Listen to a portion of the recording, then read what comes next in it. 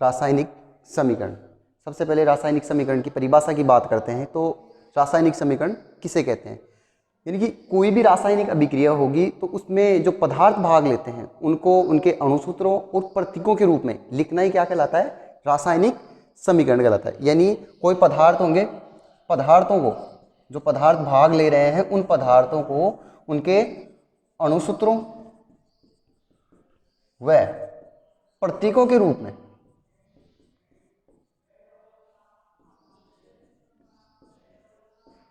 प्रदर्शित करना ही क्या कहलाता है? रासायनिक समीकरण कहलाता है। जैसे एग्जाम्पल के तौर पर बात करते हैं कि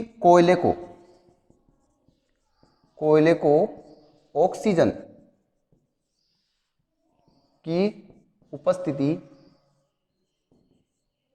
उपस्थिति में जलाने पर कार्बन डाई ऑक्साइड का निर्माण होता है। यानी हम अगर कोयले को जलाते हैं, किसी भी पदार्थ को जलाने के लिए ऑक्सीजन की आवश्यकता होती है। यह आपको पता होना चाहिए कि कोई पदार्थ कब जलेगा? जब उसके पास क्या होगी? ऑक्सीजन उपलब्ध होगी। अब कोयले को हम जलाते हैं, जलाने पर किसका निर्माण होता है? कार्बन डाइऑक्साइड का निर्माण होता है। यानी हम इसको ऐसे कर सकते हैं कि कार्बन क्यों? क्योंकि कोयले में क्या मौजूद होता है? कोयले में क्या मौजूद होता है? कार्बन मौजूद होता है। तो कार्बन को किसकी उपस्थिति में? ऑक्सीजन की उपस्थिति में जलाएंगे तो क्या बनेगा? Carbon dioxide. यानी हम अब इनको, ये किसी रासायनिक विक्रिया में भाग लेने वाले पदार्थ हैं, अब इनको हम या तो इनके अणुसूत्रों के रूप में या प्रतीकों के रूप में प्रदर्शित जब करेंगे तो वही क्या हो जाएगी? अपनी रासायनिक समीकरण हो जाएगा। तो कार्बन का प्रतीक क्या होता है? C, ऑक्सीजन का O2 और क्या कार्बन डाइऑक्साइड का CO2। तो ये क्या हो गया? एक रासायनिक समीकरण हो गया। यानी हम इसको, जो इसमें पदार्थ भाग ले रहे हैं उनको किसके रूप में? ये तो क्या हो गए? प्रतीक हो गए इनके, और ये क्या हो गया? इसका अणुसूत्र हो गया। तो यही क्या है? रासायनिक समीकरण है। अब देखते हैं दूसरा एग्जाम्पल। एक एग्जाम्पल और देखते हैं कि मैग्नीशियम के रिबन को अगर ऑक्सीजन की उपस्थिति में जलाते हैं तो किसका निर्माण होता है? मैग्नीशियम ऑक्साइड का निर्माण होता है। यानी कि मैग्नीशियम किसकी उपस्थिति में जलाएंगे? ऑक्सीजन की। अगर मैग्नीशियम के रिबन को ऑक्सीजन की उपस्थिति में जलाते हैं तो किसका निर्माण होता है? Magnesium oxide. तो ये क्या हो गया? किसी भी रासायनिक अभिक्रिया उसमें भाग लेने वाले पदार्थ हो गए। अब इनको भी किसके रूप में प्रदर्शित करेंगे? इनके अणुसूत्रों के रूप में या प्रतीकों के रूप में प्रदर्शित करेंगे तो वो क्या हो जाएगी? रासायनिक समीकरण हो जाएगा। तो कैसे करेंगे? मैग्नीशियम का प्रतीक Mg, ऑक्सीजन का O2, तो क्या बनेगा? Magnesium oxide MgO। ठीक है,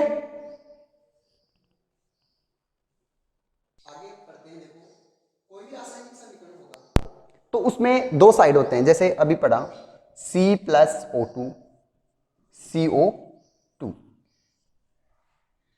ये क्या होता है कि रासायनिक समीकरण है। इस रासायनिक समीकरण में जो पदार्थ भाग लेते हैं उनको क्या कहते हैं? हम क्रियाकारक कहते हैं या अभिकारक कहते हैं। यानी हम डेफिनेशन देखते हैं क्रिया कारक की, या इनको बोलते हैं अभिकारक। क्रियाकारक भी बोल सकते हैं या अभिकारक भी बोल सकते हैं। तो क्रियाकारक या अभिकारक किसे कहेंगे? कि कोई भी रासायनिक समीकरण होगा उसमें जो पदार्थ होंगे उनको हम क्या कहेंगे? जो पदार्थ भाग लेते हैं उनको ही क्या कहेंगे? हम क्रियाकारक या अभिकारक कहते हैं। ठीक है, तो क्रियाकारक जो रासायनिक समीकरण होता है उसमें किस साइड होते हैं? ये बाईं तरफ। किस साइड लिखे होते हैं? तीर के निशान के बाईं तरफ लिखे जाते हैं। दूसरी तरफ बात करते हैं कि ये जो रासायनिक अभिक्रिया है उसमें जो पदार्थ बनते हैं, यानी रासायनिक अभिक्रिया के बाद में जो पदार्थ बनते हैं उनको क्या कहते हैं? हम उत्पाद या क्रियाफल कहते हैं। यानी अभिक्रिया होने के बाद में जो फल प्राप्त हो रहा है, ये फल ही तो हो गया, ये क्या होते हैं, उत्पाद या क्रियाफल कहते हैं। और इन क्रियाफल को हम कोई भी रासायनिक समीकरण होता है उसमें किस साइड लिखते हैं, दाईं साइड लिखते हैं, दाईं तरफ लिखते हैं। और जो रासायनिक समीकरण में जो तीर का निशान होता है ये क्या बताता है, रासायनिक अभिक्रिया की दिशा को बताता है, यानी कि रासायनिक अभिक्रिया किस साइड हो रही है, राइट हैंड साइड हो रही है या लेफ्ट हैंड साइड हो रही है। ठीक है, तो आगे हम पढ़ते हैं, कोई भी रासायनिक समीकरण होता है उसके लिखने के कुछ नियम होते हैं, उन नियमों के बारे में हम अध्ययन करते हैं। तो रासायनिक समीकरण लिखे थे उससे सबसे पहला नियम आता है कि कोई भी रासायनिक समीकरण लिखते हैं तो उसमें सबसे पहले तो क्रियाकारक लिखते हैं, फिर तीर का निशान लगाया जाता है तथा फिर उत्पादों को लिखा जाता है। यानी कैसे लिखेंगे, सबसे पहले तो क्रियाकारक लिखेंगे, क्रियाकारक या अभिकारक, फिर तीर का निशान लगाएंगे, फिर उत्पाद लिखेंगे, उत्पाद या क्रियाफल लिखेंगे। दूसरे रूल की बात करें, यदि किसी रासायनिक समीकरण में या रासायनिक अभिक्रिया में कोई एक से अधिक क्रियाकारक हो या उत्पाद हो तो उनके लिए क्या लगाते हैं, धनात्मक का चिन्ह लगाते हैं। जैसे C+O2 क्या बन जाएगा, CO2। तो यहाँ पर क्रियाकारक कितने हैं, 2 हैं, 2 होने की वजह से यहाँ पर क्या लगा दिया हमने, दोनों के बीच में प्लस का चिन्ह लगा दिया, धनात्मक का चिन्ह लगा दिया। थर्ड रूल देखते हैं कि कोई भी रासायनिक समीकरण होता है तो उसको संतुलित करना आवश्यक होता है। क्या करना आवश्यक होता है, संतुलित करना आवश्यक होता है। क्वेश्चन ये होता है कि भाई संतुलित क्यों करना आवश्यक है, कि कोई भी रासायनिक समीकरण हमने तो लिख दिया तो उसको बैलेंस करना क्यों आवश्यक है, संतुलित करना क्यों आवश्यक होता है, कि क्यों, इसका रीजन है कि कोई भी रासायनिक समीकरण इसलिए संतुलित करना आवश्यक है द्रव्यमान संरक्षण के नियम के अनुसार, द्रव्यमान संरक्षण के नियम के अनुसार। अब ये द्रव्यमान संरक्षण का नियम क्या है ये देखते हैं कि कोई भी पदार्थ होगा उसमें उसका जो द्रव्यमान होता है उस द्रव्यमान को न तो हम उत्पन्न कर सकते हैं न ही नष्ट कर सकते हैं।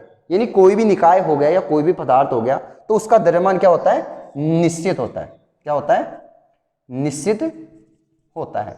यानी द्रव्यमान को न तो हम उत्पन्न कर सकते हैं न तो उत्पन्न कर सकते हैं और न ही नष्ट कर सकते हैं।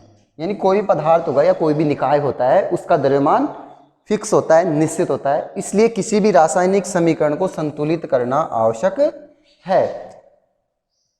नेक्स्ट की देखते हैं, नेक्स्ट है कि कोई भी रासायनिक समीकरण होता है तो उसको संतुलित करने के लिए एक विधि काम में ली जाती है, उसको हम कहते हैं अनुमान विधि, अनुमान विधि, या बोलते हैं इसको हिट एंड ट्रायल विधि। इस विधि के अनुसार किसी भी रासायनिक समीकरण को क्या किया जाता है, संतुलित किया जाता है। नेक्स्ट नियम देखते हैं, पांचवा नियम, कि पहला तो हो गया किसी रासायनिक समीकरण में सबसे पहले क्रियाकारक लिखते हैं, फिर तीर का निशान लिखते हैं, फिर उत्पाद लिखते हैं। नेक्स्ट था यदि एक से अधिक क्रियाकारक या उत्पाद होते हैं उनके लिए धनात्मक का चिन्ह लगाते हैं। थर्ड हो गया था किसी भी रासायनिक समीकरण को संतुलित करना आवश्यक है, क्यों, द्रव्यमान संरक्षण के नियम के अनुसार। द्रव्यमान संरक्षण का नियम था कि द्रव्यमान न तो उत्पन्न कर सकते हैं न ही नष्ट कर सकते हैं, यानी कोई भी निकाय होता है, कोई पदार्थ होता है, उसका द्रव्यमान फिक्स होता है। नेक्स्ट देखते हैं कि नेक्स्ट था कोई भी रासायनिक समीकरण होता है उसको संतुलित करने की विधि थी, अनुमान विधि बोलते हैं या हिट एंड ट्रायल विधि बोलते हैं। अब देखते हैं रासायनिक समीकरण को संतुलित करना। अब कोई भी रासायनिक समीकरण लेते हैं उसको संतुलित करना आवश्यक होता है। तो एक एग्जाम्पल लेते हैं, एग्जाम्पल के तौर पर ले लिया हमने मीथेन को अगर हम जलाते हैं तो कार्बन डाइऑक्साइड बनती है और जल का निर्माण होता है। तो इसके लिए देखो कि यहां पर ये तो क्या है, क्रियाकारक, और इस तरफ क्या है, उत्पाद। तो इधर क्रियाकारकों में और उत्पादों में इनकी संख्या जो परमाणु है जो किसी भी रासायनिक समीकरण में भाग ले रहे हैं या अभिक्रिया के दौरान बन रहे हैं, उन दोनों तरफ परमाणुओं की संख्या क्या होनी चाहिए, बराबर होनी चाहिए। देखते हैं यहां कार्बन एक है बराबर है, हाइड्रोजन 4 है लेकिन यहाँ पर हाइड्रोजन 2 है, यानी कि ये कोई संतुलित रासायनिक समीकरण नहीं है। इसलिए इसको क्या करना पड़ेगा, बैलेंस करना पड़ेगा, संतुलित करना पड़ेगा। तो संतुलित करने के लिए सबसे पहले हम देखते हैं कि संतुलित करने के लिए एक बात याद रखें कि इसमें जो अणुसूत्र होते हैं उनको कभी भी चेंज नहीं किया जाएगा। इसलिए सबसे पहले इनको जो अणुसूत्र दे रखे हैं उनको क्या कर लेंगे, हम ब्रैकेट में बंद कर लेंगे, ताकि ये पता रहे हमें कि इनमें कोई चेंज नहीं करना है। चेंज कर देंगे तो ये वो रासायनिक समीकरण नहीं रहेगा। तो यहाँ पर हम देखते हैं कि कौन कौन भाग ले रहे हैं। इधर क्रियाकारकों में देख लेते हैं अपन कि कार्बन है, हाइड्रोजन है और ऑक्सीजन है। कार्बन की संख्या कितनी है, इधर 1 है, हाइड्रोजन की 4 है और ऑक्सीजन की 2 है। ठीक इसी तरह यहाँ पर भी देख लेते हैं कार्बन, ऑक्सीजन और हाइड्रोजन, क्योंकि सेम ही होगा हाइड्रोजन ऑक्सीजन, क्योंकि इधर क्रियाकारक होंगे उन्हीं के दौरान क्या मिलेंगे, उत्पादों का निर्माण होता है। इधर कार्बन कितना है, 1, हाइड्रोजन 2 और ऑक्सीजन 2 ये रहे, 1 ये रहा, 3। तो सबसे पहले क्या करेंगे, हम ऐसे याद रख सकते हैं कि इनमें जो सबसे ज्यादा होगा, जिनकी परमाणु संख्या सबसे ज्यादा होगी, उसको सबसे पहले संतुलित कर देंगे अपन।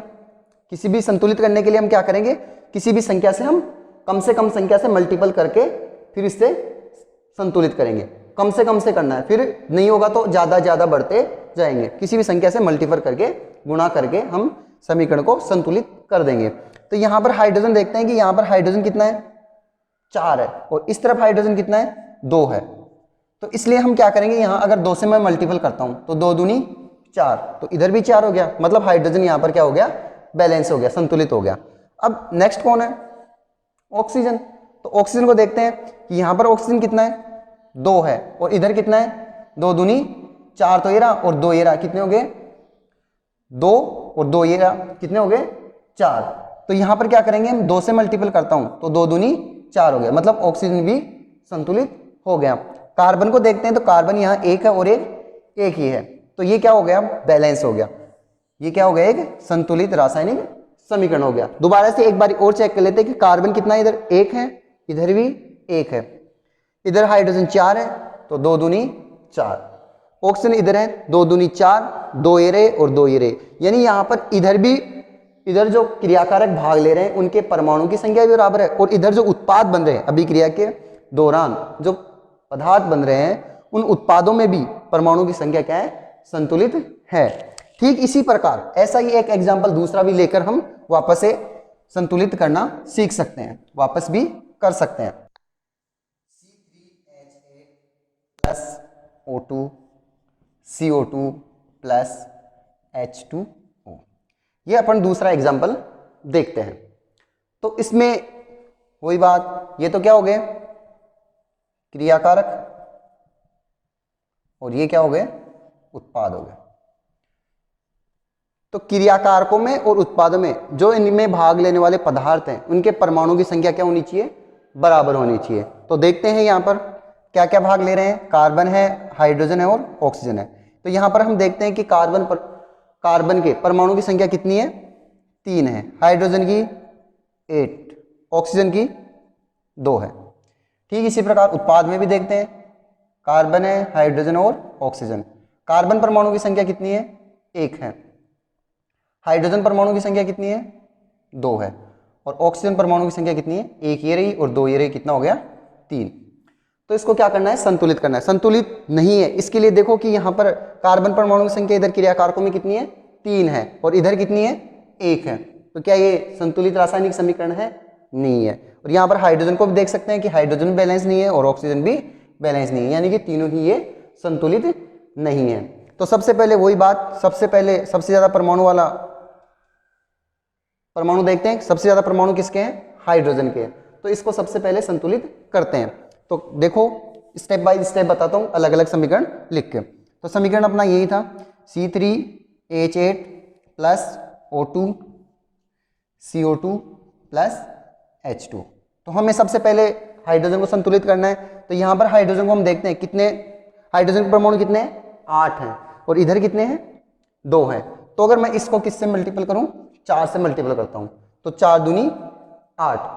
आप ऐसे भी कर सकते हो, मैंने अभी बोला था कि कम से कम संख्या से मल्टीपल करके फिर देखते हैं। तो यहाँ पर 1 तो था ही, 2 से करते हैं तो 2 दूनी 4 होते हैं, 8 के बराबर नहीं हुआ। 3 से करके देखते हैं, 3 दूनी 6 होता है, फिर भी नहीं हुआ। मतलब यहाँ पर कितना आएगा, 4 आएगा, 4 दूनी 8, मतलब यहाँ पर हाइड्रोजन संतुलित हो गया। नेक्स्ट एग्जाम्पल देखते हैं, नेक्स्ट स्टेप में देखते हैं कि नेक्स्ट कौन है, कार्बन। यानी हमें अब क्या करना है, कार्बन परमाणु को संतुलित करना है क्रिया कारकों में और उत्पादों में। तो नेक्स्ट देखते हैं, C3H8 plus O2 CO2 plus 4H2O। क्योंकि हाइड्रोजन को तो हमने क्या कर लिया, संतुलित कर ही लिया है, तो संतुलित कर रहे हैं, वैसे वैसे ही हम आगे सेम चलते रहेंगे। तो यहाँ पर कार्बन परमाणु कितना है, 3 है, और इधर कितना है, 1 है। तो मैं क्या करूं, यहां पर 3 लिख दूं, बराबर हो गया कि इधर भी 3 कार्बन परमाणु कितना है, इधर 3 है और इधर भी 3 हो गए, मतलब बराबर हो गया। नेक्स्ट स्टेप में देखते हैं, नेक्स्ट किसको बैलेंस करना है, ऑक्सीजन को। तो ऑक्सीजन को संतुलित करने के लिए देखते हैं, C3H8 plus O2 3CO2 plus 4H2O। हम देखते हैं कि क्रिया कारकों में ऑक्सीजन की संख्या, ऑक्सीजन परमाणु की संख्या कितनी है, इधर 2 है, और इधर ऑक्सीजन परमाणु की संख्या 3 दूनी 6 और 4 ये रहे, कितने हो गए, 10 हो गए, टोटल कितने हो गए, 10 हो गए, और इधर कितना है, सिर्फ 2 है। यानी मैं अगर इसको 5 से मल्टीपल करता हूं तो ये क्या हो गया, एक संतुलित रासायनिक समीकरण हो गया। ठीक है, तो इसको क्या कहते हैं, ये जो आपके सामने समीकरण है इसको क्या कहते हैं हम, संतुलित रासायनिक समीकरण। एक बात और याद रख लें कि कभी भी रासायनिक समीकरण को संतुलित करते हैं तो सबसे पहले हम जो धातु होती हैं, सबसे पहले किसको करते हैं, धातुओं को संतुलित करते हैं। फिर हम जो नॉन मेटल होते हैं, अधातु होती हैं, अधातु होती हैं, उनको संतुलित करते हैं। फिर हाइड्रोजन को संतुलित करते हैं। नेक्स्ट देखते हैं कि रासायनिक समीकरण को संतुलित करने के बाद जो क्रियाकारक और उत्पाद होते हैं उनकी अवस्था लिखी जाती है, यानी उनकी भौतिक अवस्था लिखी जाती है, भौतिक अवस्था लिखी जाती है इनकी क्रियाकारकों की व उत्पादों की। क्रियाकारकों और उत्पादों की भौतिक अवस्था लिखी जाती है रासायनिक समीकरण को संतुलित करने के बाद। जैसे ठोस होगा तो ठोस के लिए तो क्या लिखेंगे हम, एस लिखेंगे, ठोस के लिए क्या लिखेंगे, एस, सॉलिड। द्रव अवस्था में अगर कोई होता है तो उसके लिए ए लिखते हैं, लिक्विड फॉर्म, और गैस अवस्था में होता है तो उसके लिए क्या लिखते हैं, जी लिखते हैं। जैसे अभी हमने एक एग्जाम्पल किया था कि C+O2 क्या बना था, CO2, यानी कोयले को ऑक्सीजन की उपस्थिति में जलाने पर कार्बन डाइऑक्साइड का निर्माण होता है। तो कोयला किस रूप में होता है, ठोस रूप में होता है, ऑक्सीजन गैस रूप में होती है, और राख जो बनती है या कार्बन डाइऑक्साइड है ये भी क्या बनती है, गैस रूप में होती है। नेक्स्ट की बात करते हैं कि कोई क्रियाकारक व उत्पाद जलीय विलयन के रूप में होते हैं। किस रूप में, जलीय विलयन के रूप में होते हैं, तो इनके लिए क्या लिखते हैं, AQ, क्या लिखते हैं, AQ लिखते हैं। जैसे हम जो चूना होता है, बिना बुझा चूना, कैल्शियम ऑक्साइड, इसको बिना बुझा चूना कहते हैं। इसको अगर जल में घोला जाता है, कैल्शियम ऑक्साइड ठोस रूप में हो गया, पानी है वो लिक्विड फॉर्म में होता है, तो जल में डालने पर बुझे हुए चूने का निर्माण होता है, यानी तो कैल्शियम हाइड्रोक्साइड का निर्माण होता है, CaOH का होल ट्वाइस। CaO क्या होता है, कैल्शियम ऑक्साइड, यानी कि बिना बुझा चूना। अगर इसको, ये किस रूप में होता है, ठोस अवस्था में होता है, और जल किस रूप में होता है, लिक्विड फॉर्म में होता है, तो ये किस रूप में होगा, जलीय विलयन के रूप में, एक्वस के रूप में होता है। एक बात यहां पर ध्यान रखने की बात है कि जब सफेदी की जाती है, दीवारों पर जब सफेदी की जाती है तो सफेदी क्या होती है, ये कैल्शियम हाइड्रोक्साइड ही होता है, और ये कैल्शियम हाइड्रोक्साइड किसके साथ, कार्बन डाइऑक्साइड के साथ रिएक्ट करता है, रिएक्शन करता है, और अभिक्रिया करने के बाद में किसका निर्माण करता है, कैल्शियम कार्बोनेट का निर्माण करता है। और ये कैल्शियम कार्बोनेट ही कुछ दिनों के बाद में सफेदी में क्या लाती है, चमक लाती है। यानी सफेदी करने के बाद कुछ दिनों के बाद में चमक आती है, किस कारण आती है, कैल्शियम कार्बोनेट के कारण आती है। नेक्स्ट की बात देखते हैं। नेक्स्ट होता है कि कोई भी अगर उत्क्रमणीय अभिक्रिया होती है तो उत्क्रमणीय अभिक्रिया, तो उत्क्रमणीय अभिक्रिया के लिए एक साइन आता है, उसका यूज करते हैं दोनों तरफ तीर के निशान का यूज किया जाता है। यह तो अग्र अभिक्रिया को बताता है और ये प्रतीप अभिक्रिया को बताता है। यानी कि जो उत्क्रमणीय अभिक्रिया होती है वो अग्र और प्रतीप दोनों, यानी क्रियाकारकों से उत्पाद का निर्माण भी हो जाता है और उत्पाद से वापस क्रियाकारकों का निर्माण भी हो जाता है। एग्जाम्पल के तौर पर हम देखें तो हैबर विधि द्वारा जब अमोनिया का निर्माण होता है तो कौन सी अभिक्रिया होती है? उत्क्रमणीय अभिक्रिया होती है कि नाइट्रोजन प्लस हाइड्रोजन, इसके द्वारा जो हैबर विधि द्वारा जो अमोनिया होती है NH3, इसका निर्माण जो होता है वो कौन सी अभिक्रिया होती है? उत्क्रमणीय अभिक्रिया का एग्जाम्पल होता है। जो अभिक्रिया के लिए आवश्यक ताप दाब होते हैं, कोई भी रासायनिक अभिक्रिया होगी उसके लिए जो आवश्यक ताप दाब होते हैं वो तीर के निशान के ऊपर लिखे जाते हैं। अभिक्रिया के लिए आवश्यक ताप दाब हो गए, ये कहाँ पर लिखे जाएंगे? तीर के निशान के ऊपर लिखे जाते हैं। एग्जाम्पल के तौर पर हम बात करें, जैसे अभी हैबर विधि द्वारा अमोनिया का निर्माण किया था, उस अमोनिया के निर्माण में जो ताप चाहिए और दाब चाहिए। ताप कितना होता है? 793 केल्विन ताप होता है और 200 ATM, ATM का मतलब हो गया एटमॉस्फेयर टेम्परेचर, वो एटमॉस्फेयर प्रेशर हो गया, वायुमंडलीय दाब हो गया। तो किसका निर्माण हो जाता है? NH3, अमोनिया का निर्माण हो जाता है। नेक्स्ट की बात करते हैं कि कोई भी रासायनिक अभिक्रिया होती है, ये तो उष्मा सेपी भी हो सकती है या उष्मा शोषी भी हो सकती है। तो उष्मा जो सेपी होती है, उष्मा जो सेपी जो रिएक्शन होगी उसके लिए धनात्मक का चिन्ह लगाते हैं, यानी प्लस का चिन्ह लगाएंगे।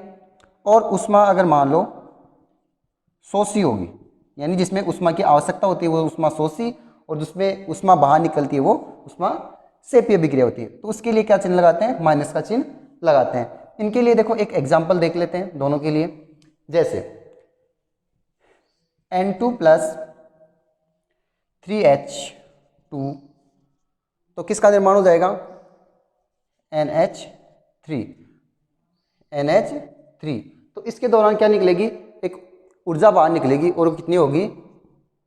10.5 किलो कैलोरी एनर्जी बाहर निकलेगी।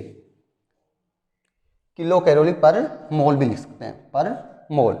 नेक्स्ट की देखते हैं। नेक्स्ट इसका एग्जाम्पल है N2 प्लस O2, तो किसका निर्माण होता है? NO2। यहाँ पर इसको बैलेंस करने के लिए इसको संतुलित कर देते हैं। तो ये कौन सी अभिक्रिया होती है? तो उष्मा शोषी होती है। तो इसमें कितनी? 21.6 किलो कैलोरी पर मोल एनर्जी की आवश्यकता होती है, ऊर्जा की आवश्यकता होती है। नेक्स्ट देखते हैं कि कोई भी रासायनिक अभिक्रिया होगी उसके लिए जो उत्प्रेरक काम में लिए जाते हैं, उन उत्प्रेरकों को भी काम में लिखा जाता है तीर के निशान के ऊपर। उत्प्रेरक को कहाँ लिखा जाता है? उत्प्रेरक को तीर के निशान के ऊपर लिखा जाता है, तीर के निशान के ऊपर लिखा जाता है। एक एग्जाम्पल के तौर पर अपन देखें कि जब एथीन की अभिक्रिया हाइड्रोजन के साथ करवाई जाती है तो उसके लिए एक उत्प्रेरक काम में लिया जाता है निकल। तो उसके दौरान क्या होती है कि असंतृप्त हाइड्रोकार्बन से संतृप्त हाइड्रोकार्बन का निर्माण हो जाता है। यानी कि एथीन की अभिक्रिया CH2 डबल बॉन्ड CH2, इसकी अभिक्रिया अगर हाइड्रोजन के साथ करवाएंगे किसकी उपस्थिति में? निकल उत्प्रेरक की उपस्थिति में। यहाँ पर निकल क्या है? एक उत्प्रेरक है। तो यहाँ पर ये जो एथीन है ये क्या है? एक असंतृप्त हाइड्रोकार्बन। असंतृप्त हाइड्रोकार्बन किसे कहते हैं? जिसमें डबल बॉन्ड होता है कार्बन कार्बन के मध्य या ट्रिपल बॉन्ड होता है, तो वो क्या होते हैं? असंतृप्त हाइड्रोकार्बन होते हैं। तो इसके दौरान क्या बनता है? एथेन का निर्माण होता है, CH3 सिंगल बॉन्ड CH3, यानी कि संतृप्त हाइड्रोकार्बन का निर्माण होता है। तो इस प्रकार आपने देखा कि रासायनिक समीकरण को लिखने के नियम। अब देखते हैं रासायनिक समीकरण की कुछ विशेषताओं को देखते हैं।